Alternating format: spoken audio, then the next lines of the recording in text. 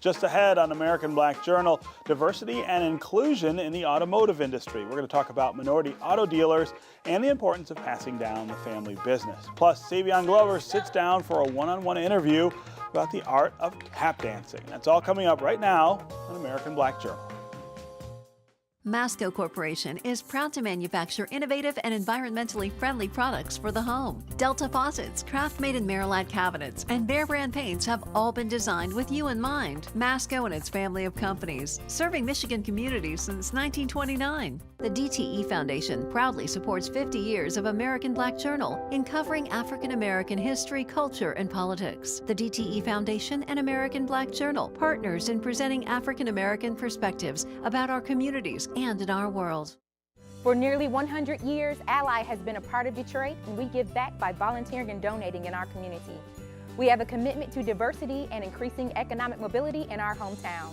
At Ally, we're dedicated to doing it right every single day.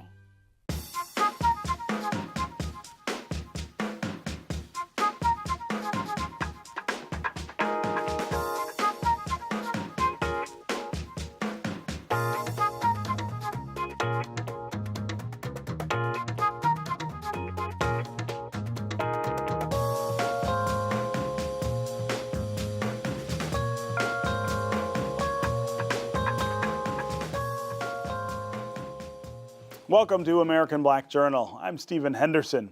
The automotive industry has played a crucial role in Black history, having provided African Americans with jobs and with mobility. Although we are major producers and consumers of the vehicles, the number of minority dealers and operators has not kept up with the demographics and consumer trends. According to the National Association of Minority Automobile Dealers, 30% of new vehicles are purchased by minorities, but only 5% of dealerships are minority owned, and 95% of minority dealers are first-generation owners. Joining me now is the owner of Taylor Chevrolet, Bill Perkins, and his son, Monty Perkins, who is the general sales manager. Welcome to American Black Journal. Thank you. Glad to be here. Yeah, so let's start with those numbers. They're not great nationwide, but I would imagine that if we went back 10 years, 20 years, 30 years, they would have been worse. Are we making progress in the right way? We're making some progress, but I think there's a lot of room for improvement. I think that one thing you have in our business is there's such a desire and demand for automobile dealerships that it's been very difficult for minorities to work their way in and to acquire these dealerships, and the cost of them now has just skyrocketed. Yeah. It's very expensive, and it takes a lot of capital to get into this business. Talk about that process. How does somebody become an auto dealer? They look for people with experience, but one of the main things is capital. Yeah. If you have the capital and the backing, and you have the experience that shows that you can run. It's not only just running a dealership, it's running a business. Right. And I think that that's what a lot of people fail to realize. They think that, dealers sell so many cars that it's an easy business. And it's very difficult because you have 5 or 6 businesses under one roof. Right, right. So talk about the history of minority auto dealership ownership, both nationally and here. Mm-hmm. I can think of growing up here in the 70s and 80s, people like Mel Farr, people like Walt Douglas, someone I've known a long time, and when he got his dealership, Porterfield Wilson. Mm-hmm. Talk about sort of where all this comes from and the momentum, I guess, that those folks were able to build up.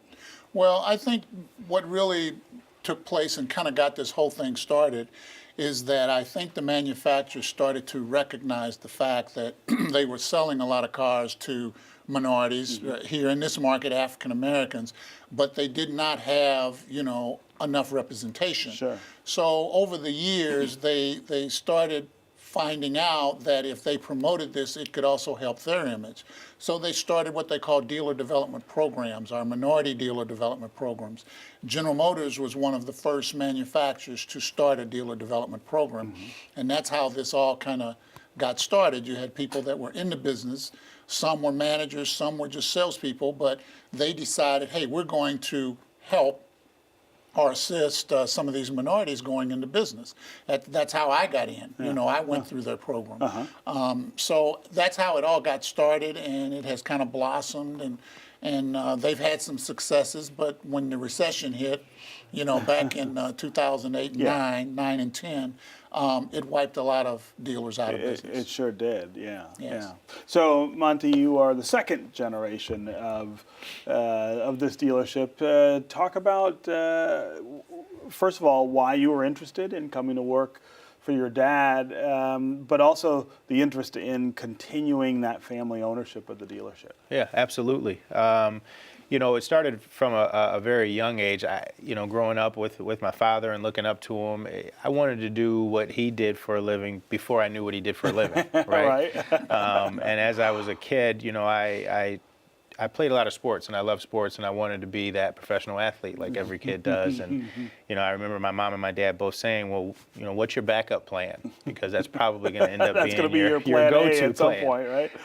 And, you know, you listen to them, and you're like, yeah, but I'm really good. But, you know, eventually it was time to hang up the cleats and start doing something. And I was very lucky to have somebody that allowed me to jump into the business at an early age, probably a lot sooner than most kids get to.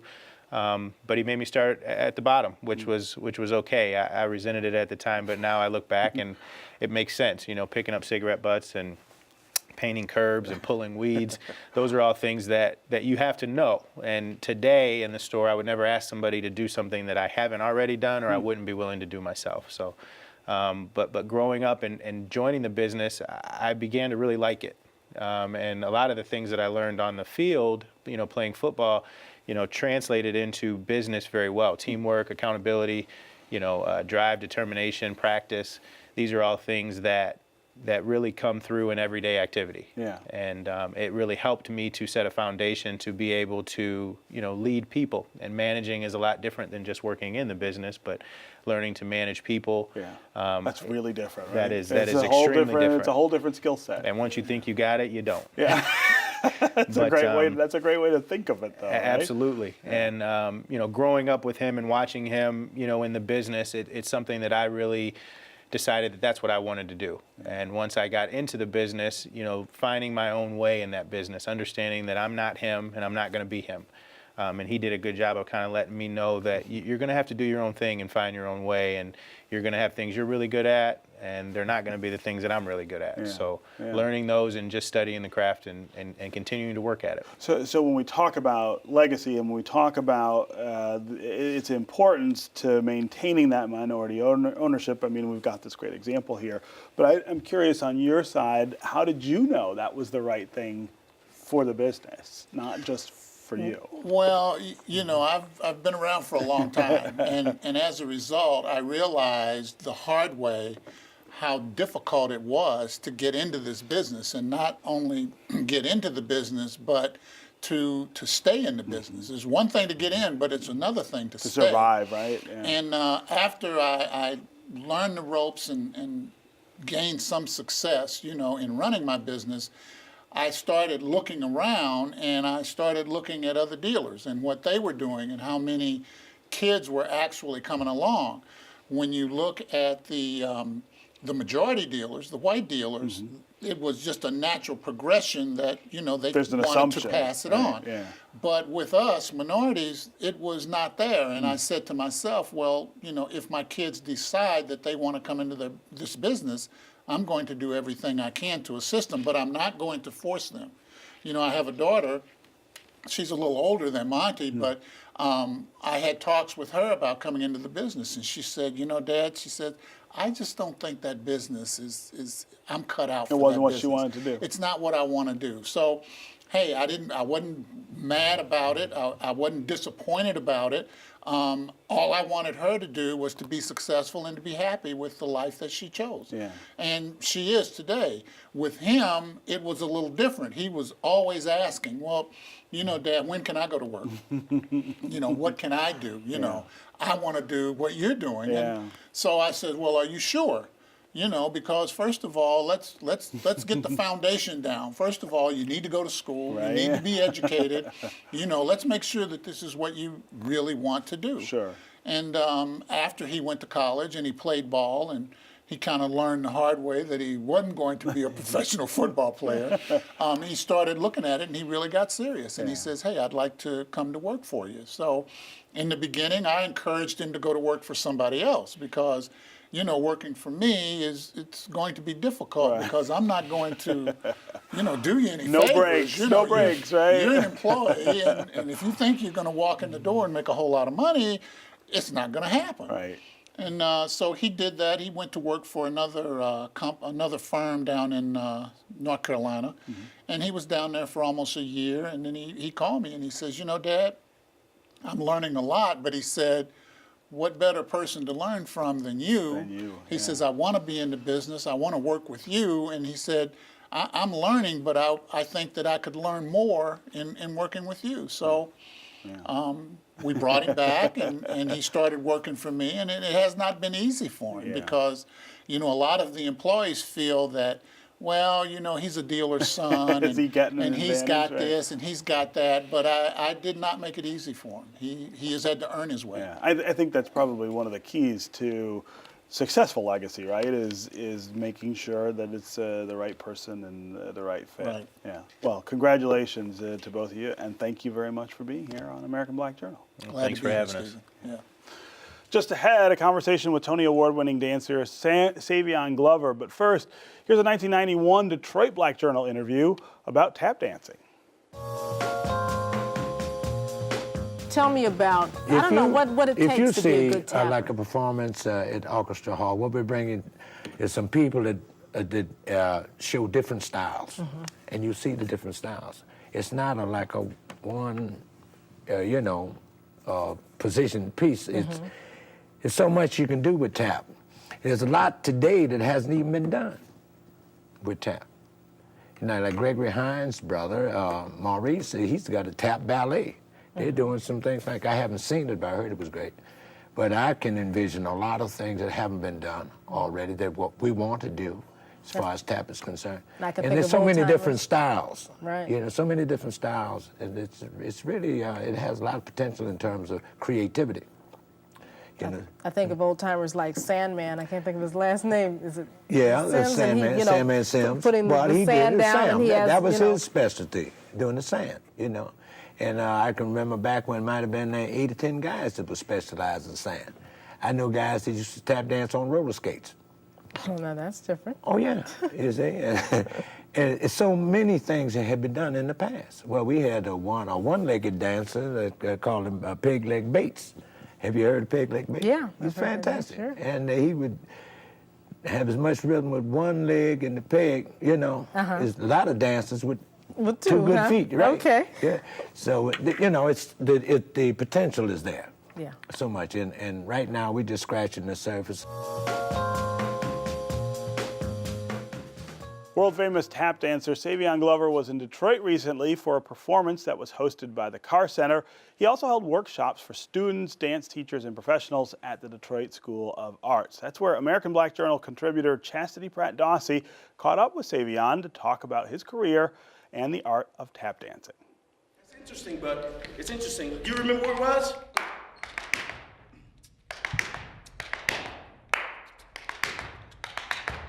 Still same step. I can do it many different ways. Savion Glover, you are in Detroit. Let's talk a little bit about what we're doing here at the Detroit School of Arts. What are you teaching? Who are you teaching it to? I Here at am right DFA. now under the honorable service of a group from the local area and then surrounding.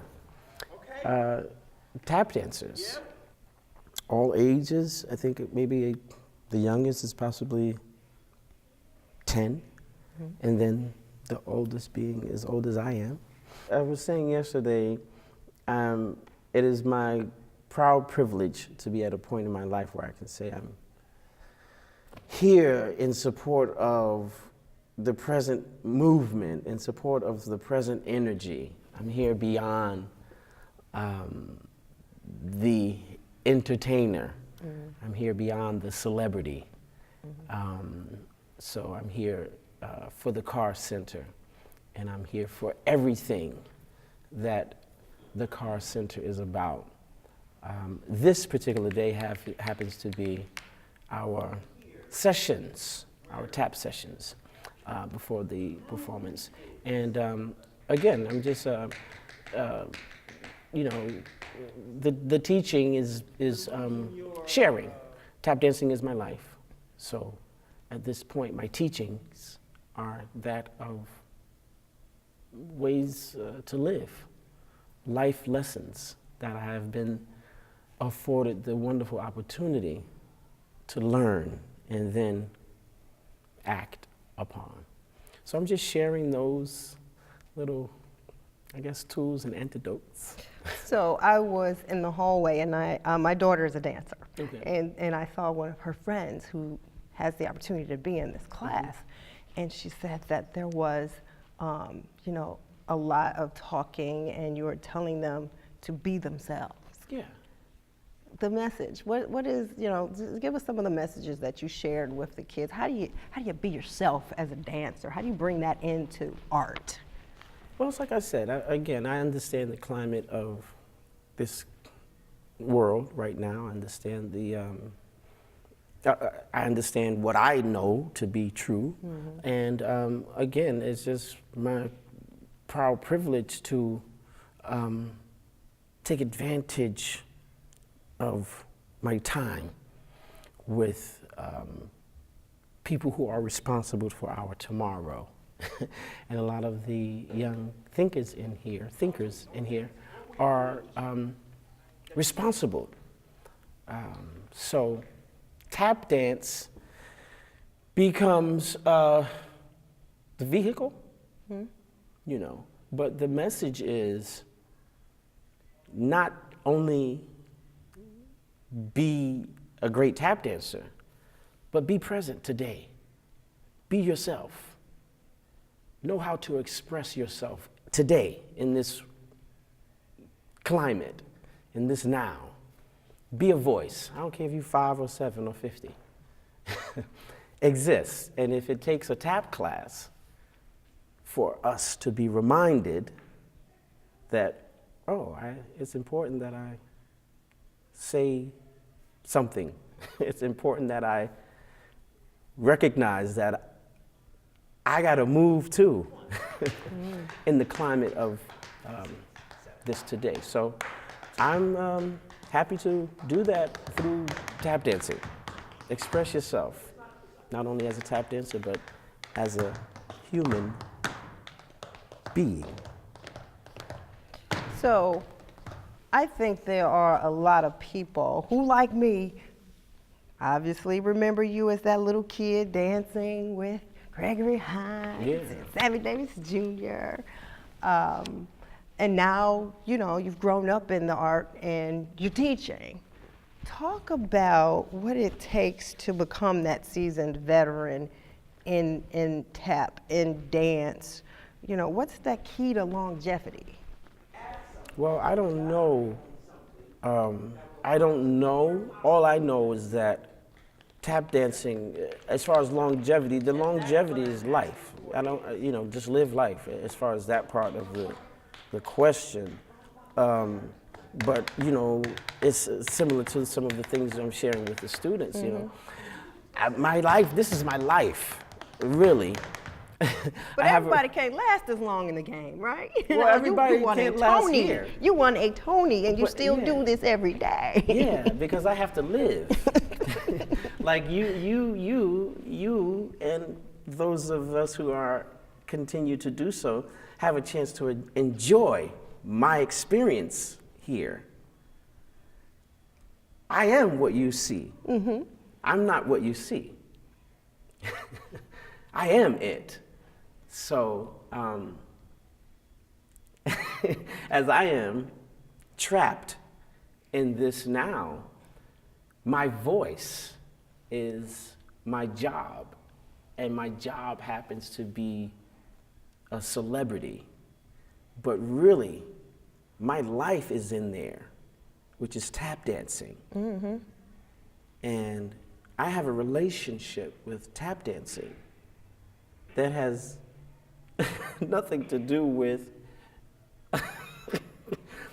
anything else. So it's curious to figure out this now and this presence, and then why, the teaching. Why? I feel that, again, it's necessary for me to, as a tap dancer, of course, it's all one. As I'm passing on this information through tap dancing, I'm also passing along the importance of information. As I tell these children about Lon Chaney and Chuck Green and Jimmy Slide and Gregory Hines and all of these great contributors, there's also something else there. I don't know what it is. Sometimes I do. But I know that it's not just simply because it's going to allow them to be a better tap dancer. Well, tell me this.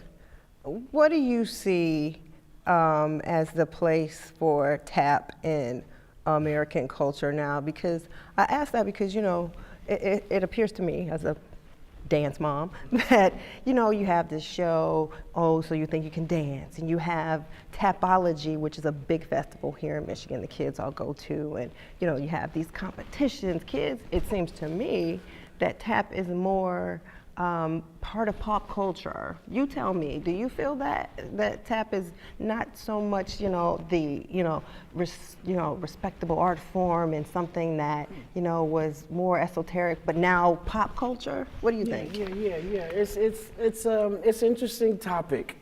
It's an interesting topic, and again, the short version is, it's all about your relationship with whatever this thing is that we are doing. The relationship brings politics, and then politics brings judgment, and then judgment brings, right and wrong, and rule and law, and then this guy. So. But do you think it's more pop culture-ish to tap dance now than it used to be?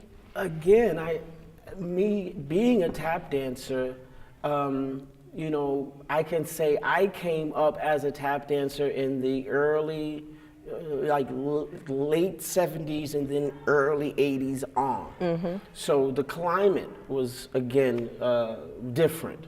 There was, in my surroundings, in my environment, my mother exposed us to the stuff,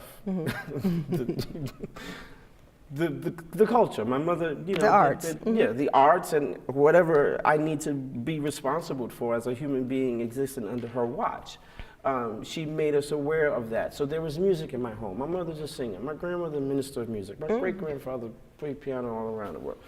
My grandfather on my mother's, my mother's father played piano. So the music was always in my house. So I was always aware of this thing that maybe had been a dying art form, which was tap dancing. It was in the culture. It was a part of something we did. It was a part of something we knew about. Did I know about the Cats? No, I didn't know about the Jimmy Slide or Lon Chaney until later on. But sticking to your point, like as far as the popularity of it, well, it was always popular in my life.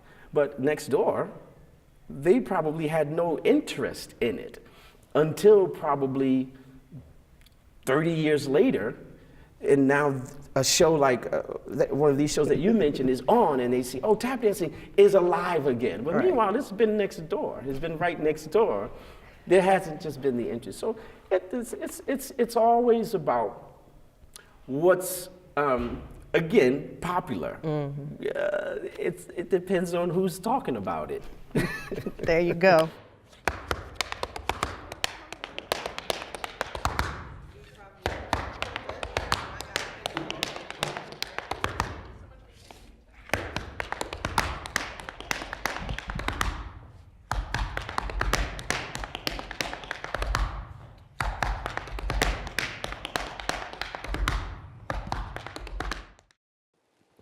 You can see Chastity's entire interview with Savion at AmericanBlackJournal.org. And this summer, the Carr Center is bringing back entertainer Debbie Allen to teach dance and music theater workshops. That's our program for today. You can always connect with us on Facebook and on Twitter. We'll see you next time.